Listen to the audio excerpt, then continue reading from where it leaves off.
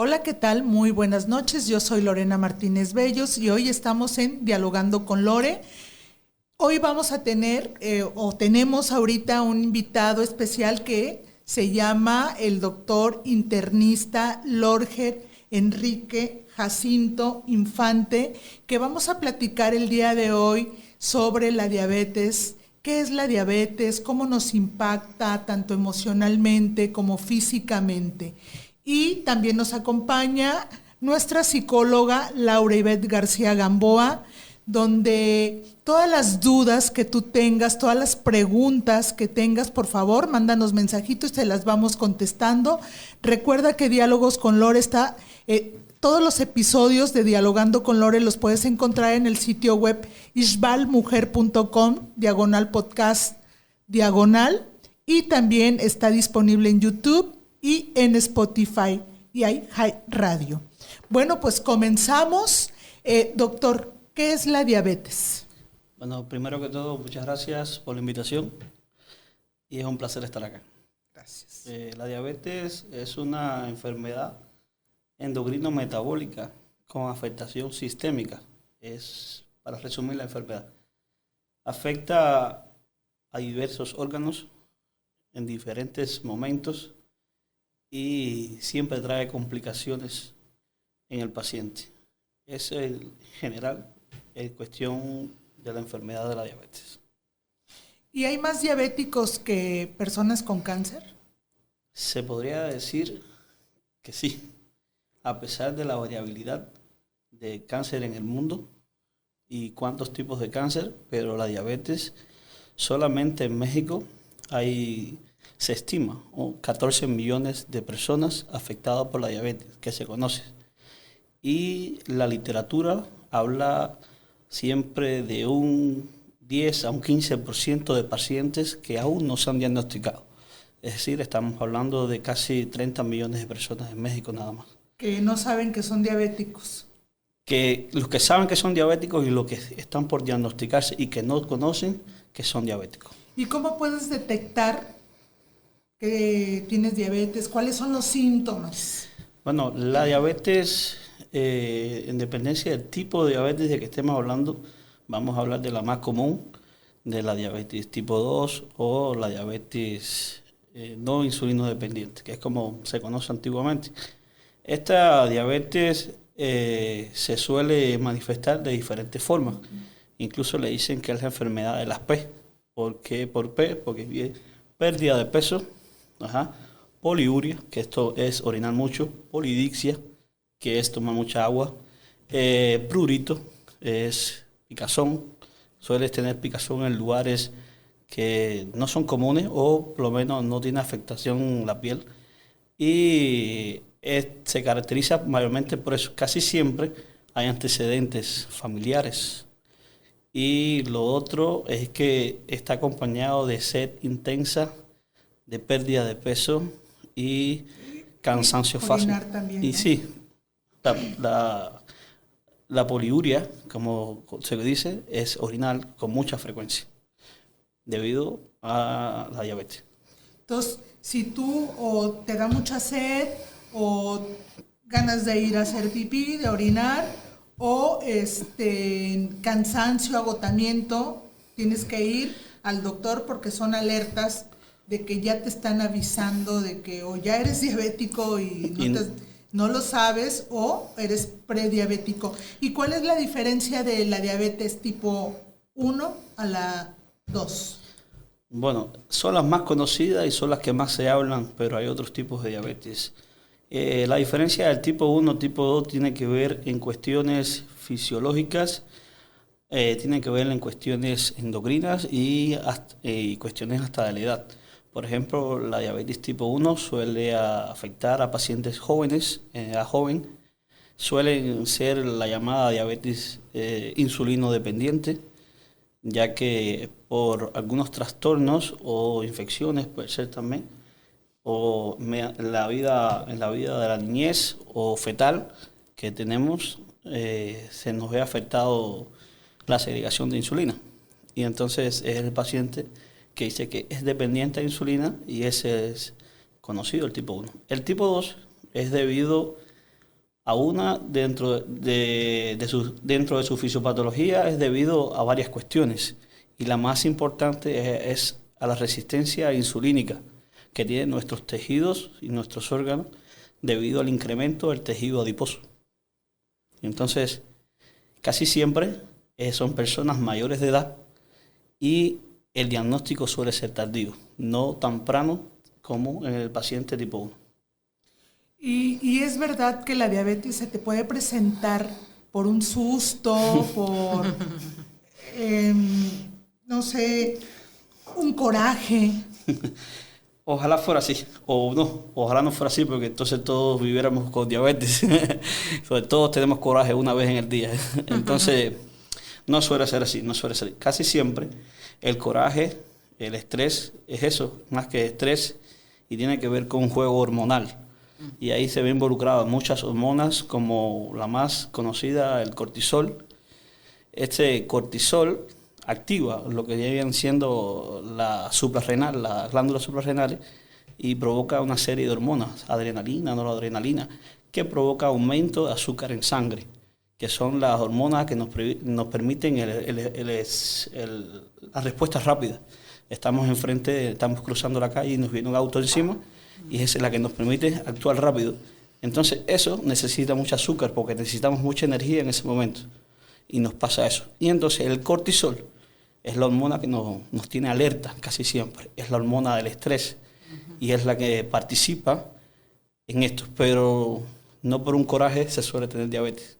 Ya se suele traer la enfermedad, se suele haber manifestado otros síntomas y no habernos dado cuenta.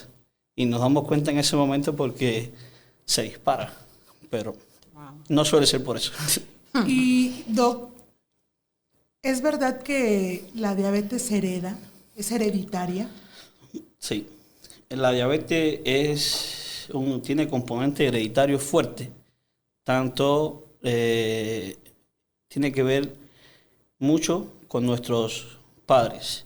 Si tenemos uno de nuestros padres diabéticos o tenemos ambos diabéticos, tenemos fuertes posibilidades de padecer en un futuro de diabetes mellitus. Ahí se comenta en la literatura que si tuviésemos nuestra mamá solamente diabética, tenemos hasta un 75% de padecerla. Wow. ¿Y si los dos? Y si los dos, bueno, no se habla de un 100%, pero altas probabilidades de padecer de diabetes mellitus en un futuro. ¿Y el papá? El papá también, pero es en menor cuantía. Es en menor cuantía. Si viviéramos un 15 o un 20%, es lo que heredaríamos de nuestros padres. ¿Y si tu papá y tu mamá no tienen diabetes y tus abuelas o abuelos? A ver, la enfermedad no suele saltar generaciones. Okay. Lo que pasa, lo que suele haber es mayor cuidado o menor cuidado en la alimentación y en la práctica de ejercicio y dieta sana de nuestros antecesores.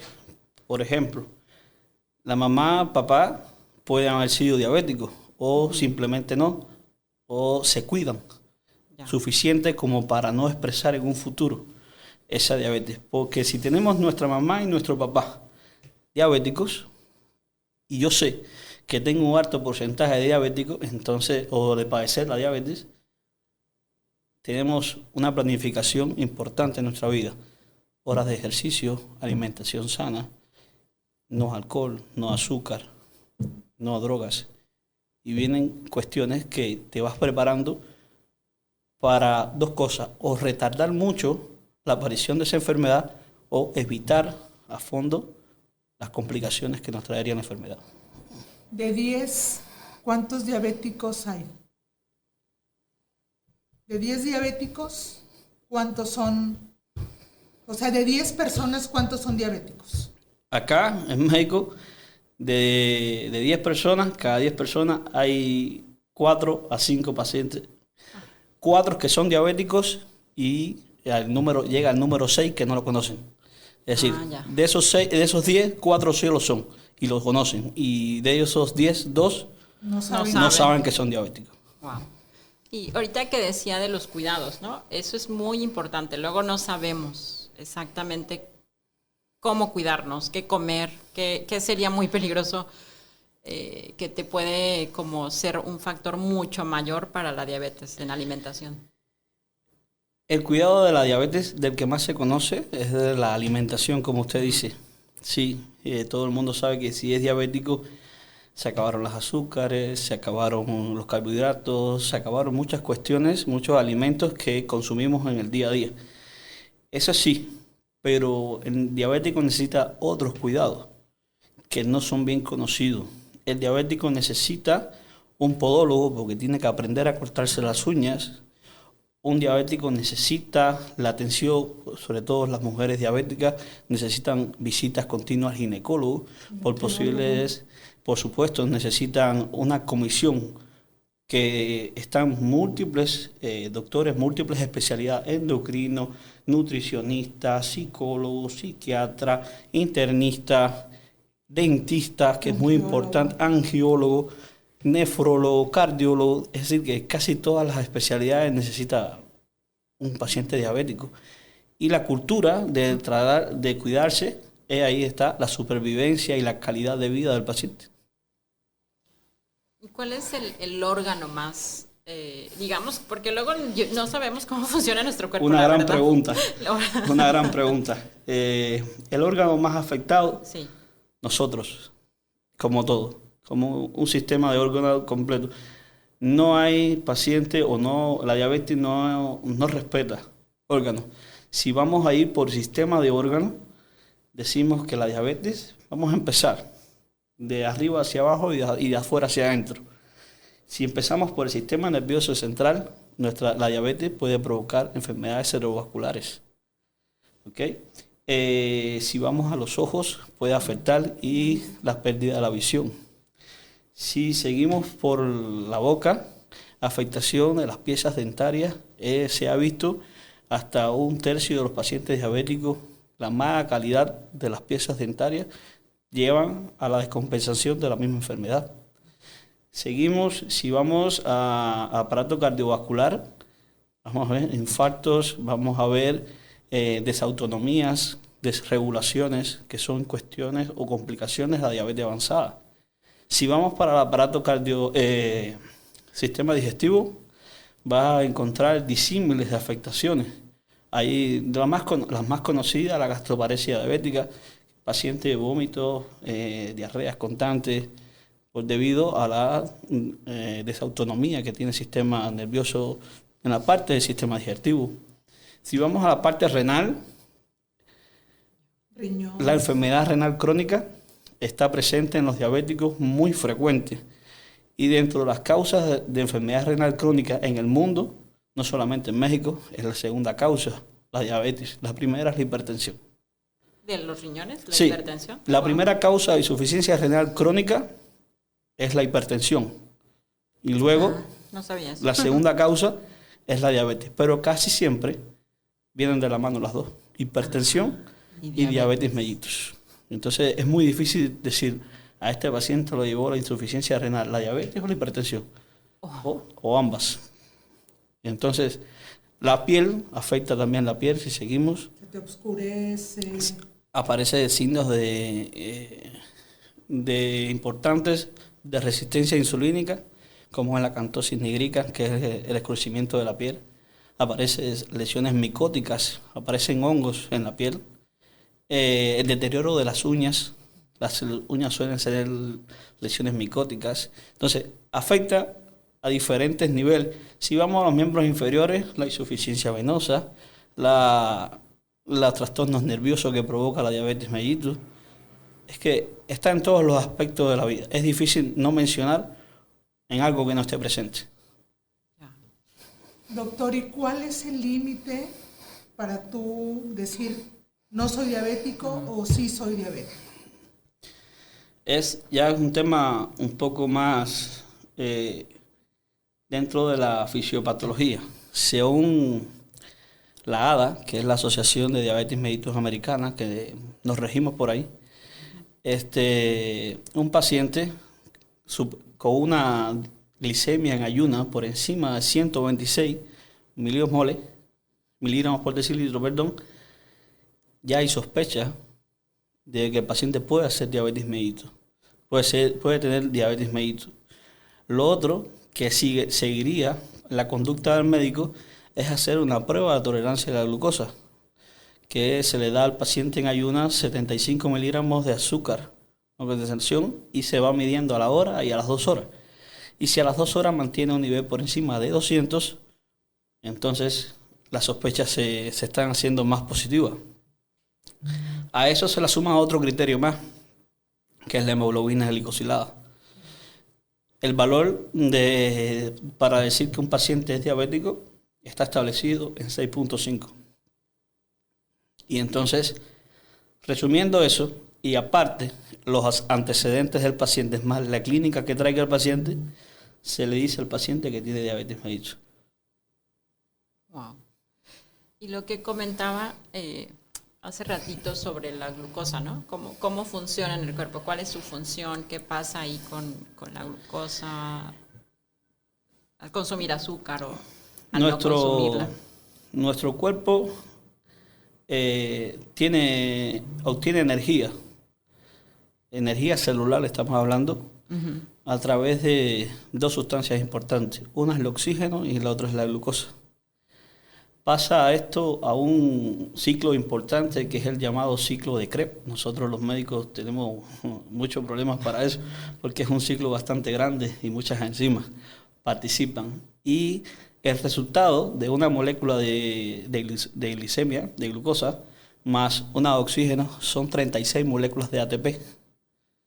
Estamos hablando a nivel celular de buena cantidad de energía. ¿Ok? Se llama así ATP.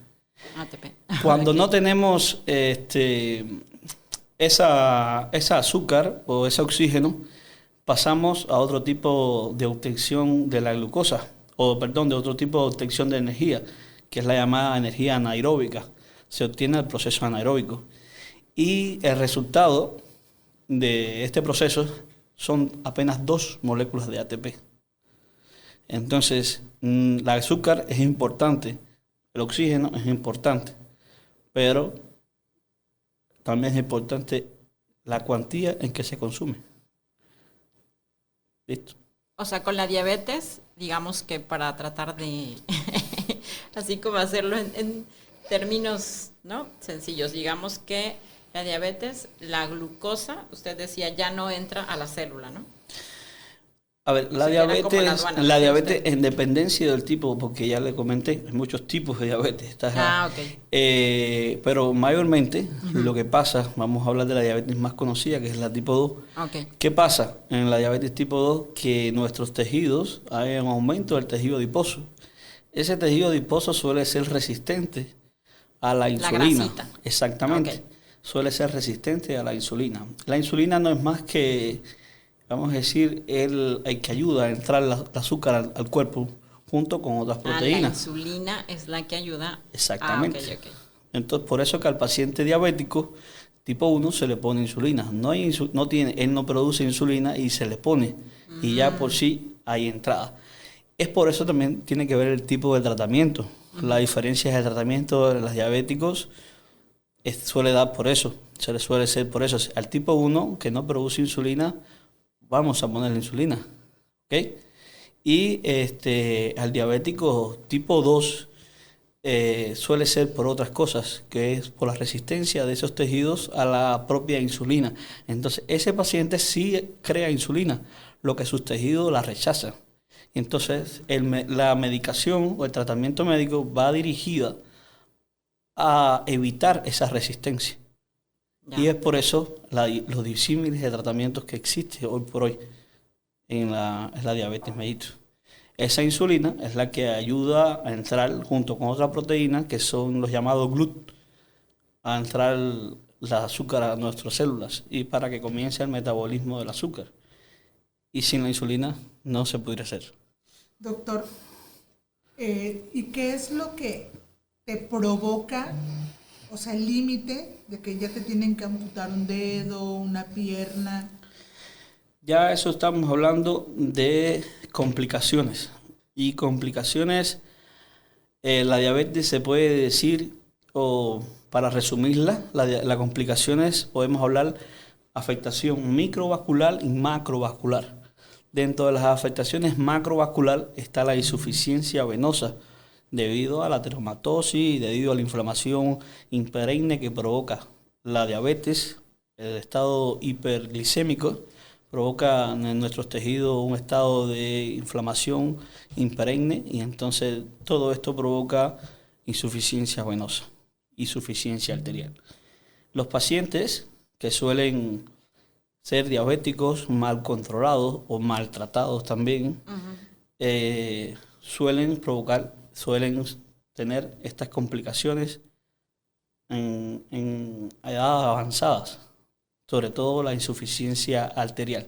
Y en dependencia de su grado de insuficiencia arterial junto con otras complicaciones, casi siempre viene porque te dicen, estaba caminando y se clavó algo en el pie. Comienza una heridita y luego se hace una herida, luego comienza por un dedo y termina en una supracondilia, en una amputación. Y cuestiones así. Pero es porque hubo una mal curación, porque... Casi siempre no tiene que ver mucho con la mal curación o dependencia del proceder, sino que el paciente de por sí ya tenía insuficiencia arterial. Las arterias son los que llevan la sangre oxigenada y son los que nos nutren. Y esa misma insuficiencia arterial provoca mala irrigación a ese miembro. Y si usted se hace una herida y no hay irrigación sanguínea, entonces aparecen las complicaciones. Complicaciones que suelen ser cada vez mayor. Es verdad, una buena cura te ayuda, pero si te viene un paciente con una lesión en el pie, pero esa lesión casi siempre también te vienen un poco atrasados, no vienen del primer momento al médico, vienen cuando ya está negro el pie, está isquémico, hay signos de toxicidad, hay signos de infecciones importantes, por lo tanto el médico tiene a veces que tomar la decisión, la vida o el pie. Esa es a veces mayormente la decisión. O también, bueno, conozco varias personas que de pronto dicen, tengo una herida y sí se la tratan y todo, pero por más no sana, no cierra, no cicatriza y al final viene otra vez este proceso de... Dentro de los parámetros de la cicatrización, lo primero que te piden a un paciente es el control del azúcar. Ya. Luego es tratar de nutrir ese tejido. Por eso hay muchas veces que el paciente tiene una herida, está infectada y quiere que le pongan antibióticos.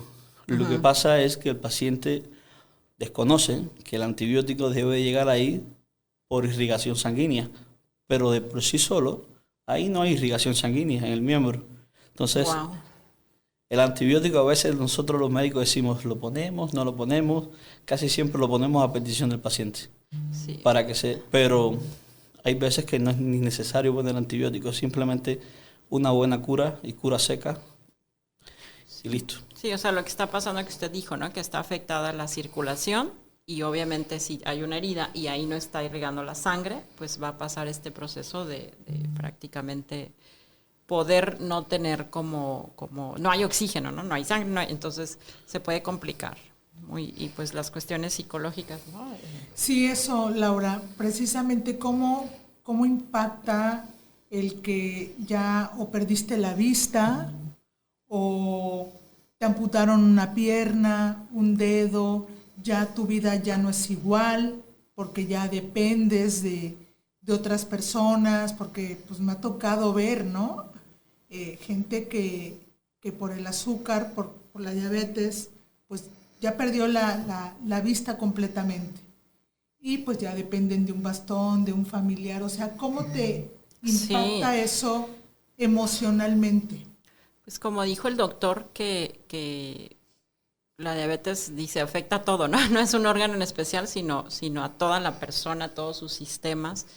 Y yo creo que, como también él mencionaba, es integral, ¿no? Tienes que ver a un médico especialista, tienes que ver al nutriólogo, al dentista, o sea, tienes que atenderte de forma integral. Y en la parte psicológica y emocional, pues creo que también será importante, una vez que te dan el diagnóstico, acudir a revisar tus emociones, el estrés, como decía el doctor, tal vez no es la impresión, no es el susto que nosotros decíamos en México, nosotros decíamos, bueno, aquí es de plano, o sea, dices, es que del susto te vino la diabetes, ¿no? Y bueno, más bien es el estrés. Si estás en constante estrés y una vez que ya tienes el diagnóstico, no te cuidas y desafortunadamente, a lo mejor no tanto que no te cuidaste, sino que hay circunstancias que a veces no podemos evitar y llegas a este punto donde hay la pérdida de algún, ¿no?, miembro de tu cuerpo, pues el impacto es muy fuerte. Yo les recomiendo ir a terapia porque hay que trabajar este proceso, ¿no? Trabajar este proceso de la adaptación duelo, ¿no?, a la enfermedad y también a las consecuencias, ¿no? Sí, del duelo, también de decir, bueno, mi vida puede continuar, mi vida puedo adaptarme y puedo encontrar la forma de seguir viviendo porque puede venir la depresión, definitivamente, ¿no? La depresión. Entonces también la familia tiene que ser muy comprensiva. Y conozco familias que de pronto, no sé si el doctor ha tenido estos casos, donde no hay apoyo, ¿no? O sea, tú ya tienes un diagnóstico y tu familia no te apoya, pues te dan un chocolate. O te preparé tu comida favorita aquí como el frijol con puerco, ¿no? Y ya es algo que a lo mejor no puedes comer. Y pues de pronto creo que también lidiar con esta parte de la reeducación en cuestión de alimentación ha de ser bien complicado, ¿no? A mí, por ejemplo, que me gustan los postres, digo, híjoles, que de pronto te digan, no, ya no puedes comer eso. Es una fuerza de voluntad, ¿no? O sea, y lo que decía el doctor también, ¿no? En la parte psicológica, pues todo lo que pasa en la vida, por ejemplo, sexual de las personas, también hay consecuencias, también hay, de pronto se puede ir complicando, ¿no? Nadie te habla, por ejemplo, a lo mejor en las mujeres de la resequedad vaginal, de las infecciones urinarias frecuentes, o sea, esta parte que a veces tú dices, no lo hablo. La pérdida de líbido, ¿no? Exactamente. Doctor, ¿por qué? Dentro de las complicaciones de la diabetes mellitus y la afectación en el órgano sexual, por ejemplo, en el hombre, la estadística nos refleja que un paciente diabético tiene más posibilidad de padecer trastorno eréctil que cualquier hombre a edad avanzada. Incluso comienza en edades tempranas también.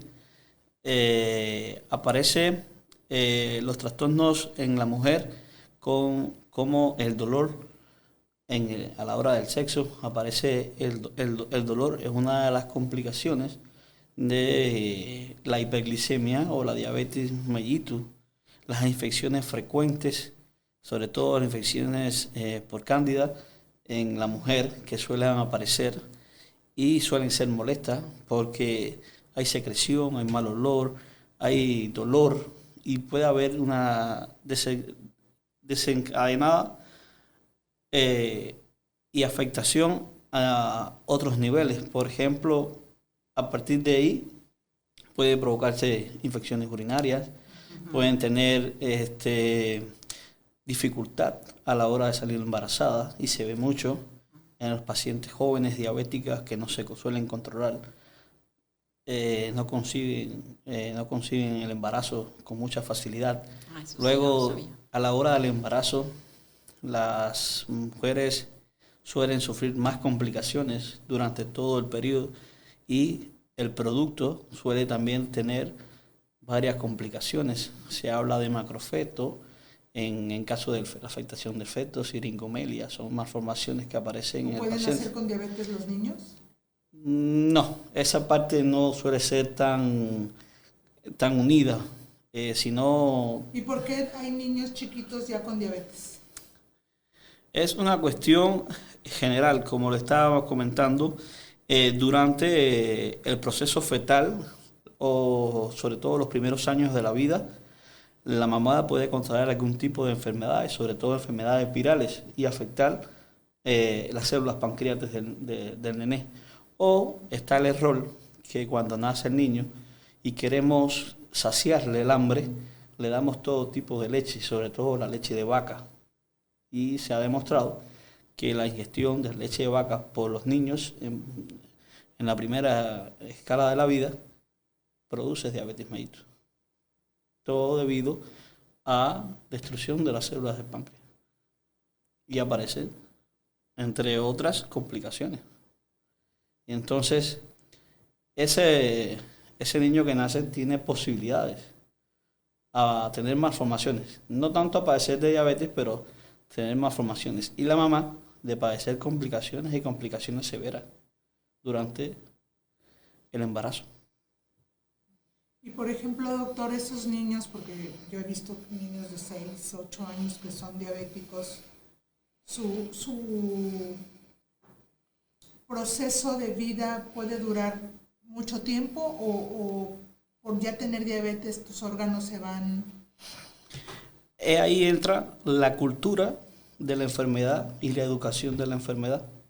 Si usted conoce que su hijo es diabético o la está padeciendo su diabetes, uno le regula su alimentación, le controla la alimentación, se preocupa porque haga ejercicio. Lo otro muy importante, hace entender que está enfermo, que va a vivir con su enfermedad, pero no tiene que morirse por su enfermedad. Y la otra cuestión es la alimentación y la cultura en general de la afectación.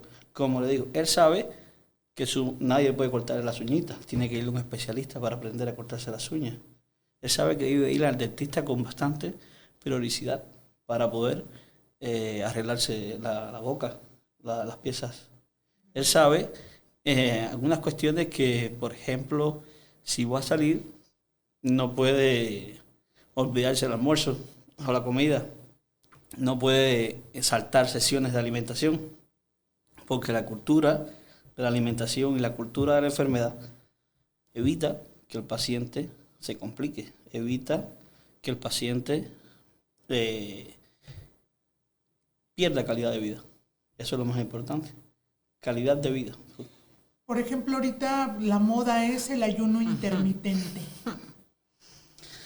Bueno, ¿es bueno o sí tiene consecuencias? Sé que comentar acá va a traer sus cuestiones. A mí me va muy bien con mi ayuno intermitente, he perdido tantos kilos, te suelen decir, y otros, pero el paciente diabético no puede haber este ayuno, no puede haber ayuno intermitente.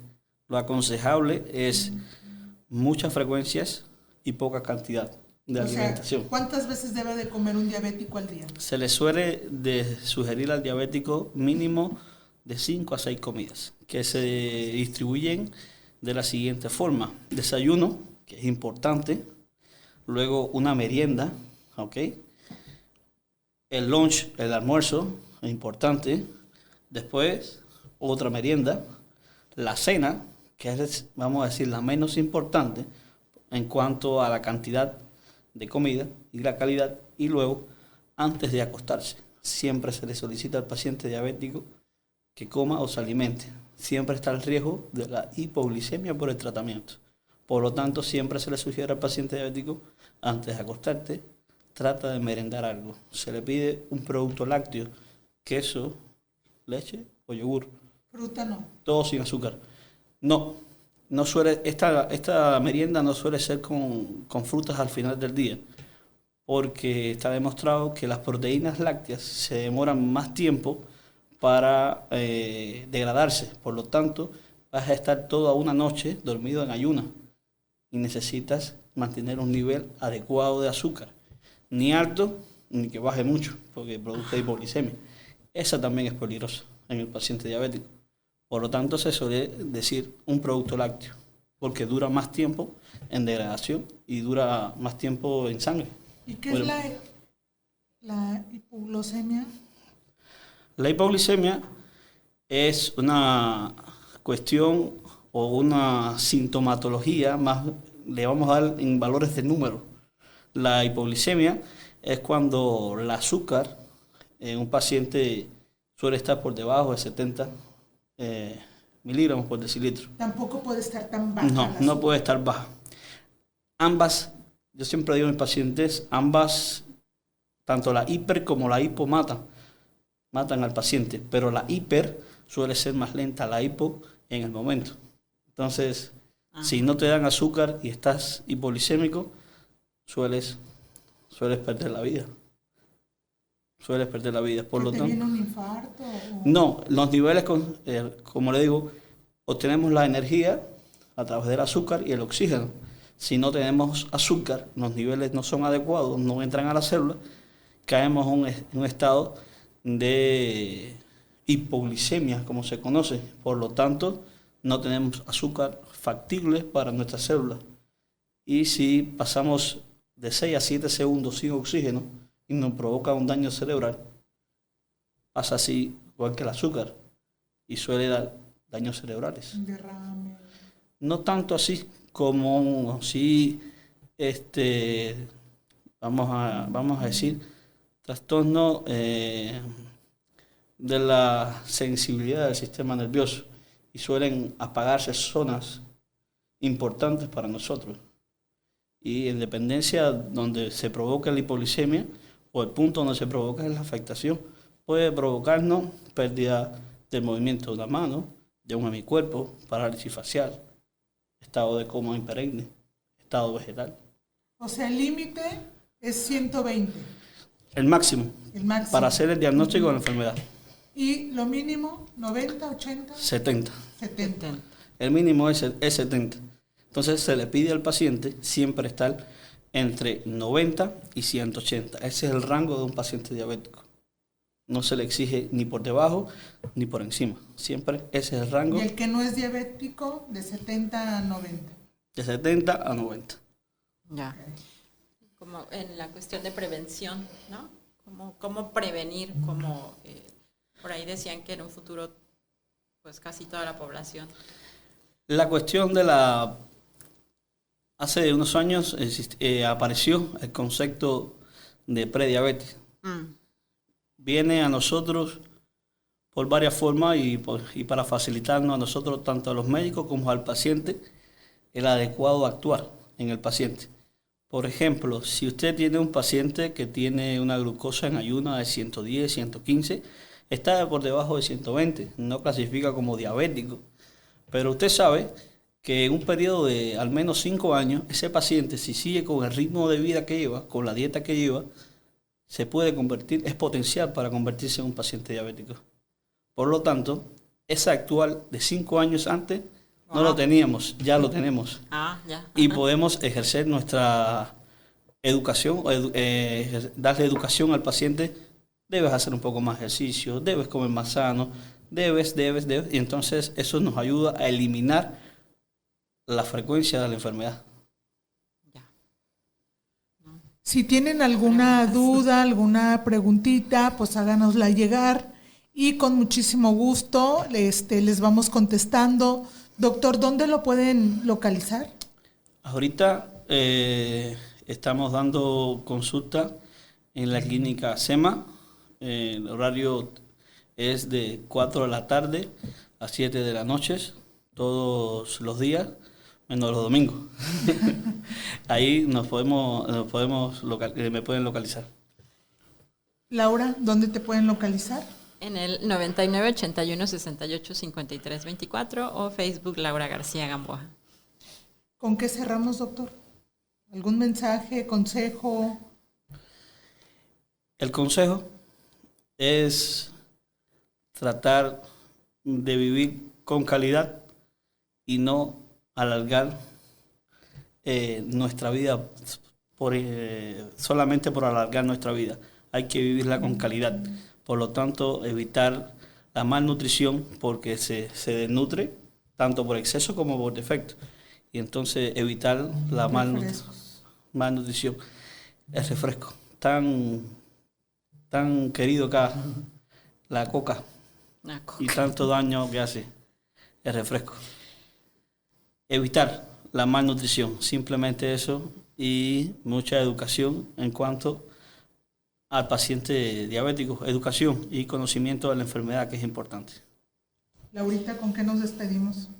Pues muchas gracias por esta información. Siempre hay que aprender algo nuevo y pues hay que ir a consultar, ¿no? Tanto la parte médica, acercarse también a nutriólogos, al especialista que te acerques, sobre todo también hacerte tus análisis, porque si no nos hacemos jamás el que es tan de los básicos, ¿no? de la glucosa? O sea, si no empezamos por lo menos hacernos un examen, una consulta, no está de más una revisión cada determinado tiempo para poder saber y prevenir, estar a tiempo, ¿no? Pues agradecerle, doctor, el que haya estado aquí con nosotros, aquí en Diálogos con Lore, el compartir toda esta información, porque a veces desconocemos mucha información de la diabetes, como usted decía antes de que empezáramos el programa.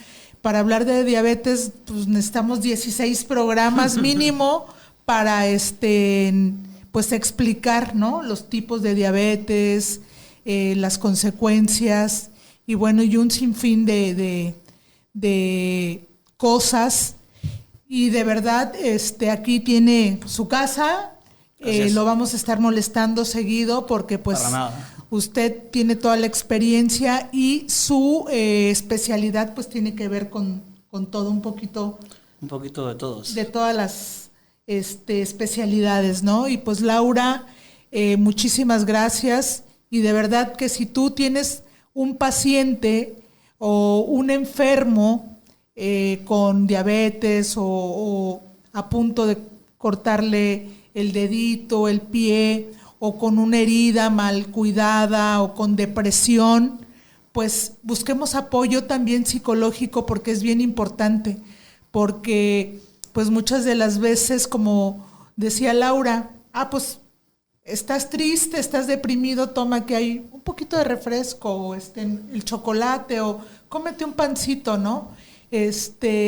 Y en lugar de decirle, ¿sabes qué? Pues vete a buscar, o vamos con un especialista para que te atienda y te diga cuál va a ser tu alimentación, porque muchas de las veces pues nos resistimos, o otras también la gente no tiene dinero para pagar un médico, ¿no?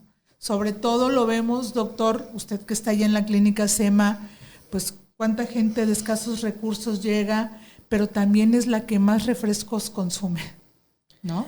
Sí, esta enfermedad suele afectar, yo diría, también a ambos estados económicos, tanto a los más ricos como a los más pobres, pero el desconocimiento y el no saber casi siempre afecta a este tipo de pacientes y siempre concurren en el provocar el consumo de sustancias como alcohol, el cigarro y diabetes.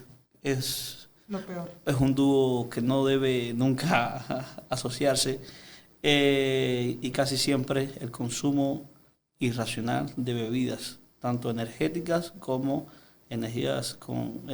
bebidas de refrescos. Se suele consumir bastante refresco. Sí. Pues muchísimas gracias, buenas noches, nos vemos el próximo martes a las 8 de la noche, doctor, muchísimas gracias, Laura, Okay. Muchísimas gracias. Recuerden que no están solas, que juntas somos más fuertes.